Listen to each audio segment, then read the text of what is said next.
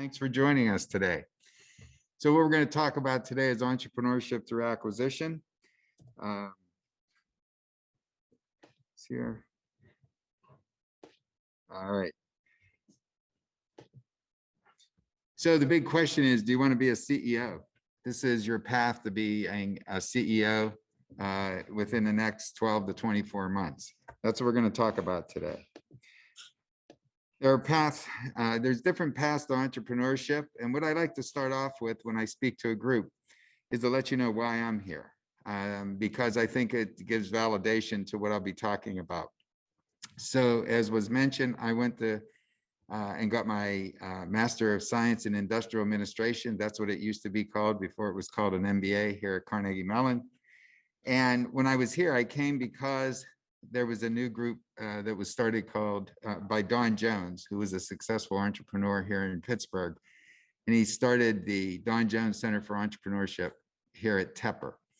And my wife said I had to go to this and learn more, because we had a small mom and pop type business that was a startup. And so I came here with the hopes of learning more. And my entrepreneurship class at that time, we had to do a project. And I didn't have any ideas. I don't know what the next greatest thing is. I'm not very creative.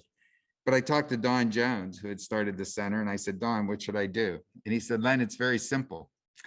He said, there's a lot of businesses in the Pittsburgh area that were founded in the 60s and 70s. He said, find an owner who's in their 60s or 70s and doesn't have a succession plan, buy their business and grow it and sell it. And I thought that was like a message from heaven. I just couldn't believe that that was an opportunity that I could have. And so that's what I did. I worked that as my project. After graduating, I was successful in buying a company called McKnight Cylinder. Had that business from about 98 until 2007, sold it to our biggest customer. And then later, with my business partner, bought Uncle Charlie's Sausage, and as was mentioned, sold it last September. And right now, I'm back in the search mode. So I'm again looking for a business to buy. So that's what we're going to talk about today. And I tell you that background just to say that I've done it, I'm doing it. So I want to explain how you can do it as well. Okay, so the paths to entrepreneurship are pretty simple. You could start a new venture. That's what most people think of when they think about entrepreneurs, people who go out and start a new business. You can acquire a business, which is what we're going to talk about today. You could do franchising. Franchising is a great way to get into business. My brother works in the franchising industry. He says it's going into business for yourself, but not by yourself. And then there's also social entrepreneurship, which is becoming more and more popular these days. So what you have to think about is which one of these is appealing to you. As was mentioned by Alex when we started, if you have a great idea, Carnegie Mellon's a great place to put it into practice. The Schwartz Center has an awful lot of resources to help you get there. And if you're interested in acquiring a business, that's what we're going to talk about today. That's what I teach here at the school. And that ties into a class on franchising as well. So some of these things, it depends on what your background is, what you're comfortable in, what your skill set is, and what it is you like or dislike. Business acquisition or entrepreneurship through acquisition. That's what we're going to talk about today. Essentially, it's a small private equity deal. The steps are very simple. You raise some money, either debt or equity investments. You identify a target of companies that you're interested in, narrow your search, find one, perform due diligence, negotiate a deal and close. Combination of many skill sets are involved. Strategy, finance, negotiation, operations, all tie into this. Here's the good about business acquisition. It's more immediate result than a venture creation. What I mean by that is you acquire a cash flow producing business. In any business, people will tell you cash is the most important thing. With an acquisition, the day you buy the business, probably have sales that day. You probably have accounts receivable coming in. So it's a business that's already started. and is already going, has customers, has people working in it. As opposed to when you do a startup, you've heard the stories of, eating peanut butter sandwiches, living in your basement of your parents' house, et cetera, and struggling to get the business going. This cuts a lot of that out. There are thousands of companies, literally thousands of companies that are available for acquisition. I saw an article in Kiplinger's about a year ago that said that greater than 25% of the small businesses in this country are owned by people that are older than 65 years old.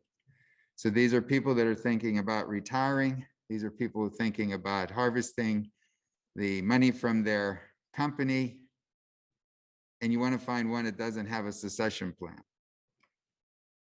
So when you go out there and look for companies, there's really a company for anybody. If you do a search for different types of businesses, whether that's by the codes as far as describing industries, or just drive around and look at different types of businesses that you've heard of, businesses that you've never heard of.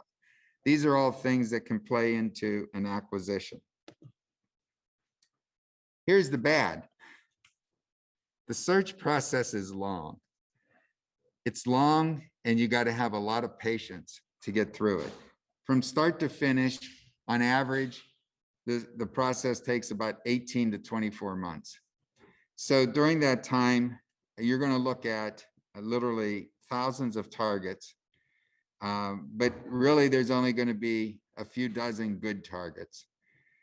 And what I mean by a good target is you generally want to look for a profitable company that's growing a little bit. You don't need something that's on a real high growth curve, that has a future. And when you start to isolate down to those types of industries, you can start to look around for companies that fit into that model. Again, think about what your skill set is. Think about some of your interests. The good deals come along and they go pretty quickly. So your success depends on your relationship with your sources. Those are the people that are bringing you the deals. Your investors, you should be networking and finding investors as you go through the process of searching for a business, because you got to be available to act quickly for the good deals. So why would you want to do such a thing? One of the biggest things is you get an opportunity to lead the organization. You become the CEO. You become the one that makes the decisions. So any of you that have worked know that, I'm sure, particularly if you've worked for a large company, you sometimes question why things are being done, or question what way the business is going, or start questioning why certain things become a strategic move for the company. You might have a better idea. In this case, it's all you. You get to lead the organization. You get to figure out how to make the business grow. You get to do all of those things. You get to do the hiring. You get to do the firing. You get to do your strategy to move the business forward. So there's a lot of independence in this. Now, I will tell you that I don't have the exact scientific stats, but I'm sure there's probably, I always guess that there's 90% of the people in this world who prefer structure. They prefer rules. They prefer to go to work, know what they need to do, leave work, go home. This is a whole different way of a career. This is a career where you become the business. So you're making the decisions, you're not following the rules, and you're building what the structure is. Now, there's a lot of high highs and there's a lot of low lows. There's, on one day, you score a big client. Sometimes that same day you have an issue with production, that you can't get the products out or the services out. So there's a lot of highs and lows in this. It generally doesn't stop. But the nice thing about it is you get a direct reward. When I was running McKnight Cylinder, I had worked on a project for about 6 months in how we were going to change an operational piece of the business. I worked with our director of operations, and we thought we came up with the right plan. I explained that to the board of directors, what we were working on it. And the day we made the switch at 7 o'clock in the morning, by noon, we decided it was a really bad idea and we switched everything back. But that's some of the highs and lows of running your own business. It gives you that opportunity to make decisions, but at the same time, correct your decisions as you go through. It's very different than satisfying a boss or an organization. It's better to be doing it all for yourself. What's fun about the whole process is the learning. You're going to learn about industries that you never thought existed. When you do searches, for instance, I did a search, I found that this cylinder reconditioning business. So I didn't know that propane cylinders had a 12-year life. And after 12 years, they had to go to a Department of Transportation licensed facility to get inspected, tested, and if they passed the test, could go back out into the market. I didn't know that existed. I didn't know that people use propane to heat their homes, heat their water tanks, cook on. I thought it was just used for gas grills. So I learned about this industry and ended up buying the business because it was such a niche business and such a great opportunity. I have one of my speakers come to the class. She's a banker, and she talks about one of her customers. And the business that they're in, I hope I get this correct, is they do dairy cow hoof maintenance. Apparently, when dairy cows come out of the field and they're full, they have to make sure that they walk stable. They have to make sure that their hoofs are well maintained. And somebody created a business. I think Pennsylvania is the 4th largest dairy state in the country. And this group goes around and maintains dairy hoofs. Who would have thought that exists as a business? Apparently, it's a very profitable business. So you don't have to think about these kinds of things. You don't have to think, boy, I wonder what a good service would be for the dairy industry. It's already there. You just have to go find it. In this learning process, curiosity, being curious helps you a great deal. Just curious to find out what types of things that are out there and to understand what investors are interested in and how the business can grow. Part of that is you got to be humble along the way because there's going to be a lot of no's, both from business owners as well as investors. And you got to understand that persistence is the best thing to get you through the whole thing.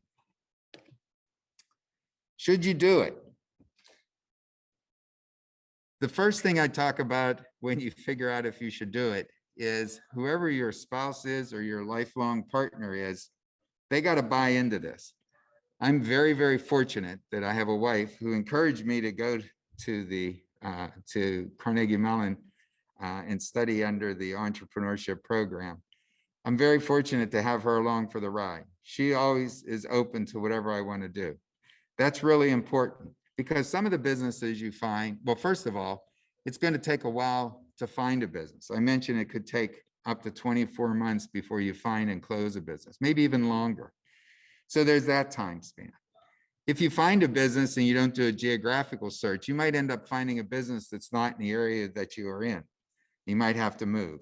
So you got to make sure that the person that's with you is all in on this. If you do a search, you could do a proprietary search on your own, which could be a loss of salary and benefits. There are ways around that. There's a thing called a search fund where you go out and raise money from investors to pay you while you do a search.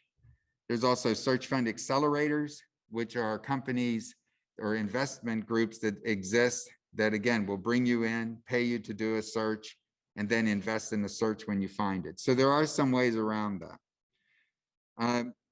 You do become part, instead of being part of a big brand, you're now the CEO and owner. It's to me, it's a lot more fun to be in that kind of a position than a director of something or a manager of something.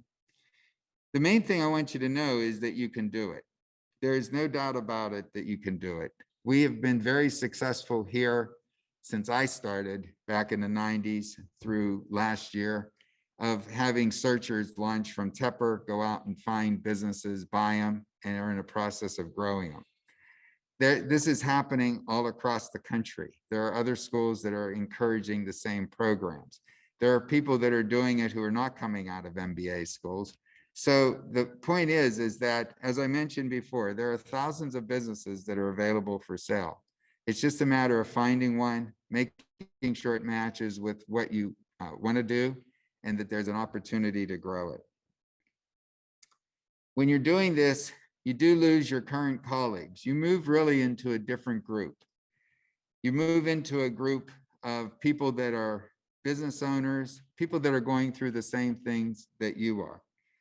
I also think it's the benefit of having a spouse or a special person in your life, because when you're running the business, there's a lot of things you can't share. I believe in communicating with your team. I believe in having a good management team, but there still are certain things that you can't go over with people that are in the business, because for the biggest reason is you don't want to scare people or get people concerned about the health or wellness of the business.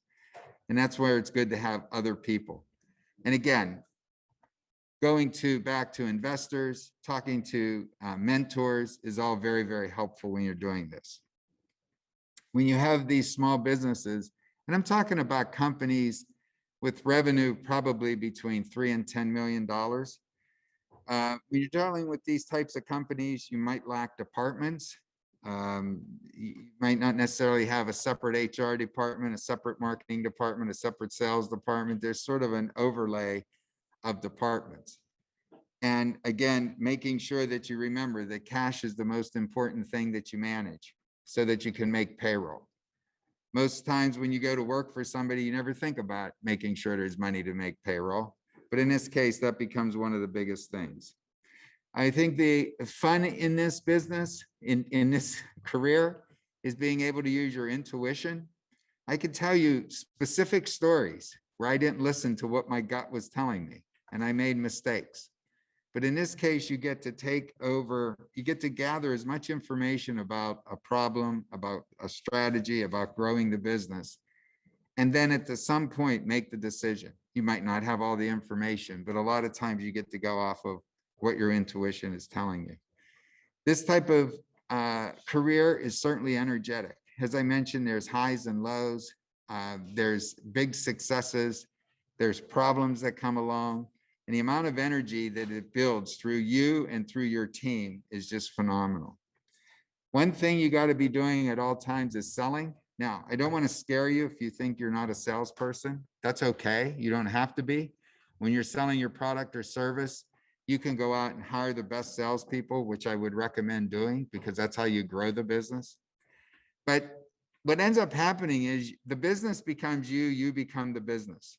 There's no difference in that. There's no dividing line, which means that you're constantly talking about the business. You're constantly thinking about the business. You're constantly selling the business, whether that's to your investors, your board of directors, customers, vendors, employees, everybody that's around. I have to tell you too, that once you pick this career, there's really no going back. I can't think of anything else I would rather be doing than this. As I said, right now, after selling a business last September, I've been searching for a business. I will tell you right now, I'm under a letter of intent and doing due diligence on one business. I had a term sheet on another business that I found out this past Monday, that the owner decided to pause and doesn't want to sell anymore. So again, there's a lot of ups and downs. I worked on a business this past spring, and we were close to closing. We were supposed to close April 30th. We delayed the closing a week, and we were doing more due diligence. We found some things that we didn't like, and I decided that we were pulling the plug, not the owner. So it's a series of ups and downs. Funding. So the big questions that come out are, how do you fund this? And how do you find these businesses? So just real quickly, is funding.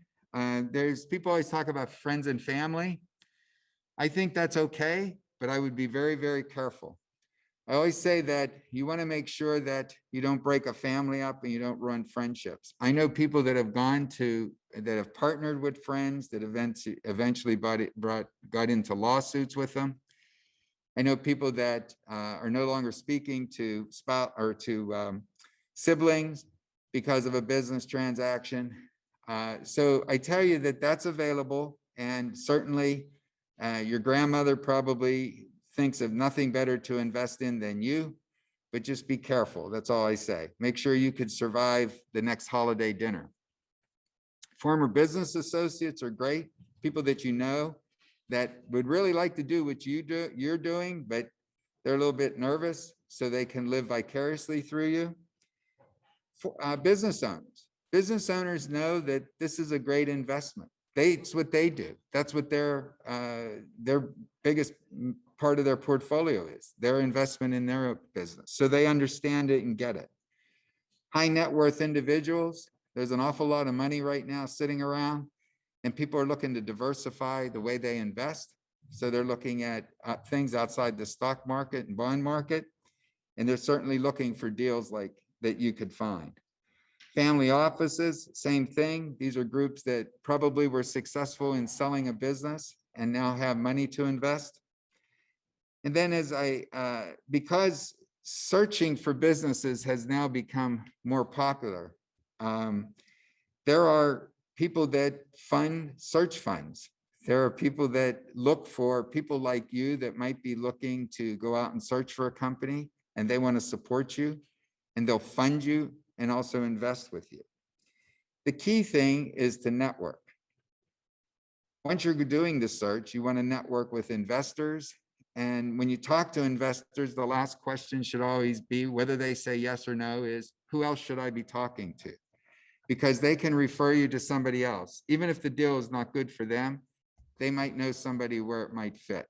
So it's all part of the whole scheme, is the network. Okay, couple of things about investors. As you go down and learn about investors, you want to make sure you can work with them. This is not like a blind investment. You want to make sure that the investors are lined up with you and that it makes sense for you to work with them. What do I mean by that? You want to make sure that you're comfortable with them, that you do due diligence on them as much as they do on you, because this is like a marriage. You're going to be stuck together. But investors bring a lot. In addition to cash, they become your sounding board. They become a group that you can go to. As I mentioned earlier, you don't have peers in your business, but you have probably experienced people, because that's generally what the investors are, that can help you. They can do introductions to banks, to other investors, as well as bring a team of professionals when you're doing the deal, attorneys, accountants, etc. They might know where sellers are. They may have friends that are selling their business, and they might be looking for an investment and also somebody who could run the business. They're there as support. Generally, depending on the level of their investment, they may want to be on the board of directors, which is okay. And again, though, that relates back to the number one point. Can you work with them? And they help early on running the company. I know that the first time I was the CEO of McKnight Cylinder, about a year in, I had to fire a very, very key person. And talking about firing is a whole nother lecture. But in that sequence, I had never done this before. I never fired anybody before. And this was a key person. And I went back to one of our board members who was on our board of directors at McKnight Cylinder, was on the board of directors at Uncle Charlie's. And when I find the next business, he'll be on that board as well, because he's a great person, a great mentor. I called him up and I said, Ron, this person's got to go. I've never done this. I don't know how to do this. And he walked me right through it and was a big, big help. And by the way, the second time I had to fire somebody, I called him back to get more help. So, I mean, you learn, but it's always good to go back. The search. So when you're looking for companies to buy, investment bankers and brokers are people that basically sell, bring owners to you. These are people that are marketing companies or for sale. You can also look for what's called a proprietary company to buy, meaning you're the only one in. If you go with brokers and bankers, they're putting it out to the entire world about this company is for sale. So you're going to have a lot of competition. It's a lot easier to have a proprietary deal where you're the only one dealing one-on-one with the owner. There's some downside to that, but there's also a lot of upside. Professionals, CPAs, financial planners, attorneys. These are people that know that may have a client that has talked to them about selling their business. So networking with this group is key. Direct contact, it's putting together a list of companies, going on, figuring out a list of companies in a certain industry that you might be interested in, and then calling or writing to the owners directly and asking them if they may be interested or if they know one of their friends that might be interested in selling their business. This is how I got McKnight Cylinder when I first got out of here. It was through a direct contact. Putting together a thesis is a good idea. What a thesis is sort of a general outline of what you're looking for. So you might pick 3 or 4 industries that are of interest to you and then drill down inside those industries and figure out what type of company you're looking for, what type of size, maybe by revenue, number of employees. You might also want to do a geographical search. So when I got out of school and I did my first search, I was looking for companies 100 miles radius of Pittsburgh. And I was looking for companies that at that time had about 3 to 5 million in revenue. And that was what and I wanted something in light manufacturing, something that, either preferably bent and painted steel, which I found. Again, through all of this, networking is the most important thing. It's talking to people, letting them know what you want to do. And if somebody gives you a lead, following up on that and reporting back to the person about how things go. Networking both for investors as well as finding a business is very, very critical. And really, I tell my students the same thing. It doesn't matter whether you do this or not. Networking is very, very important in any career you choose. So with that, we're right at about 30 minutes, and I'd like to open it up for any questions, either from the people that are here or that are out. And it looks like we do have a few questions. Okay, a question came in from somebody who's watching. What websites do you use to search for companies to potentially acquire? So it's a little bit more complicated than just going to websites. There are websites that brokers put up where you could find companies that are for sale. That's one way. That's getting a list of as many brokers as you can or investment bankers and searching their websites, making contact with them and talking to them. The other way is to back up and start with, again, going back to your thesis. What type of industries are you interested in? And then pulling a list of NAISCs. I think I got that right. As far as that's the code for what industries are, and drilling down to the 6-digit ones. And once you find those, going on one of the business search like Hoover's. Hoover's allows you to put in an industry, allows you to put in a range of revenue, geographically where you want to be, a host of things like that. And then you can run off a list of these types of companies. That's when you want to do a direct approach, by doing it directly to the owners, as opposed to just finding something that is being shopped by a broker. So does that answer your question, Nikhil?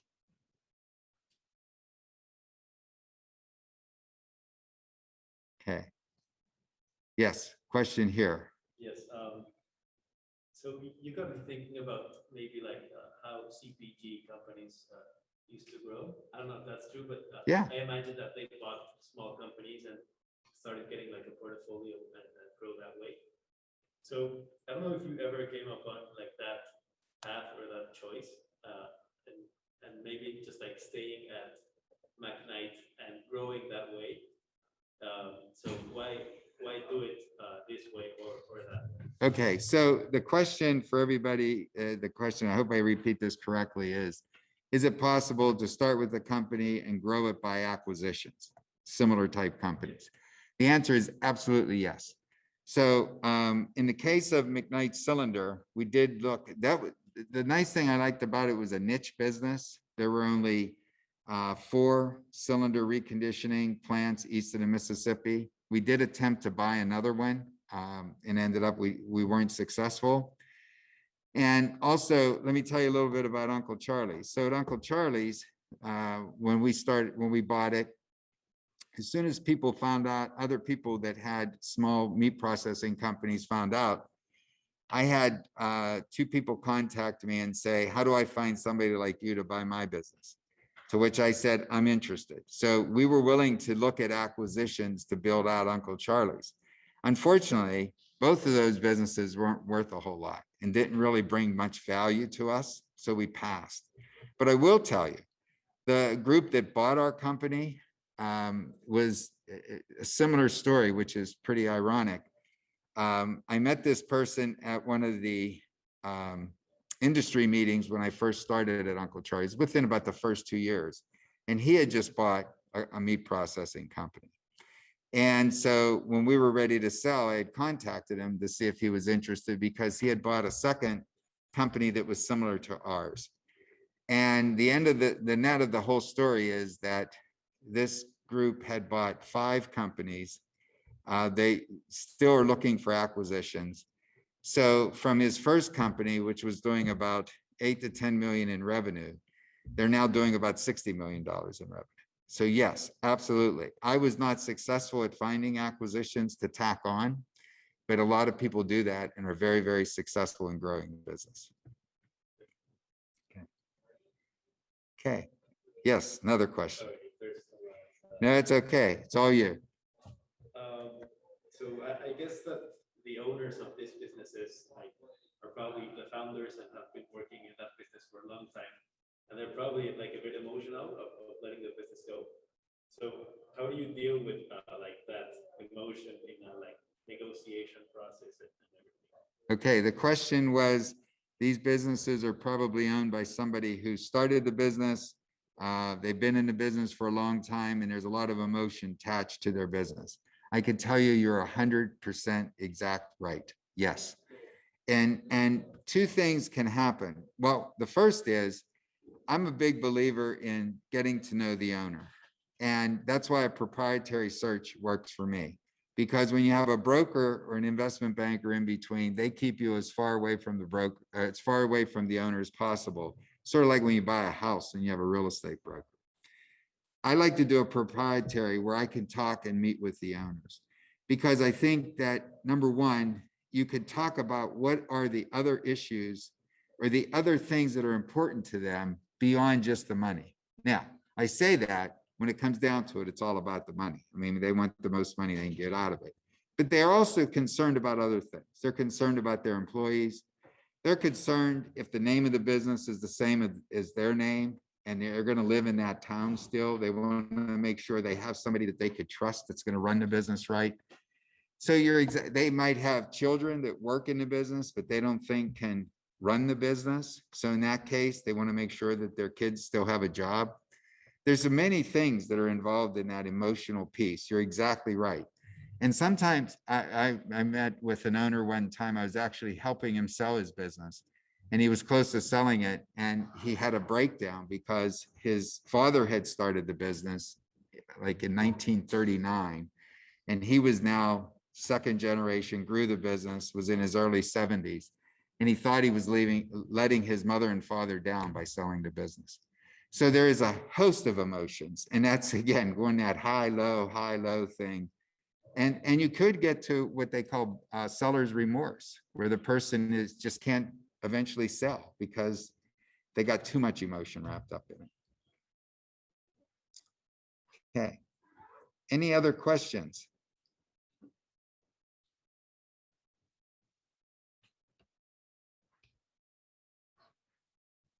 Okay.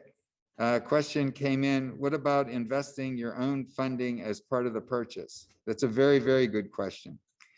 Here's the way I look at it. When you're going to do an acquisition and you have investors, I think it's very, very, very important that you put money in as well.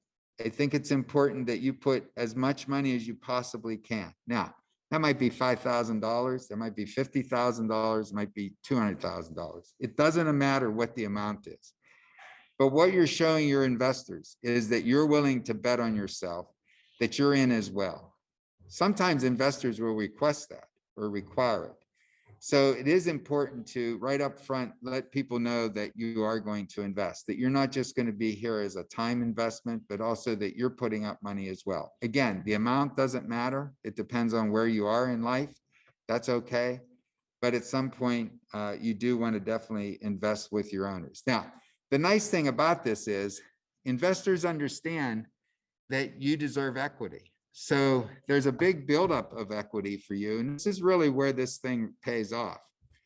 You start off because you're doing the search, because you find the business, investors are generally okay with you taking, say, for example, 10% of the business just for finding it and putting the deal together.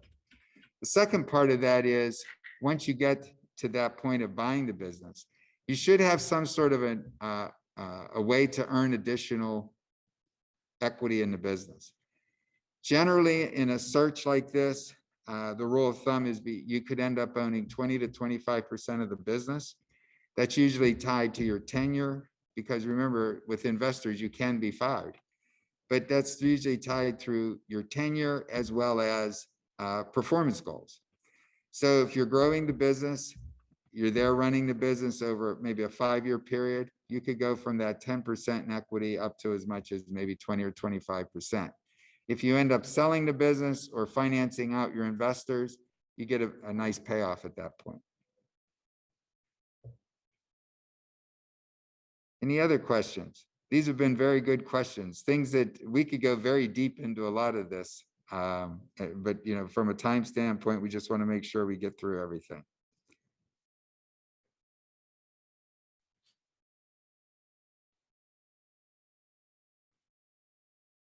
Any other questions?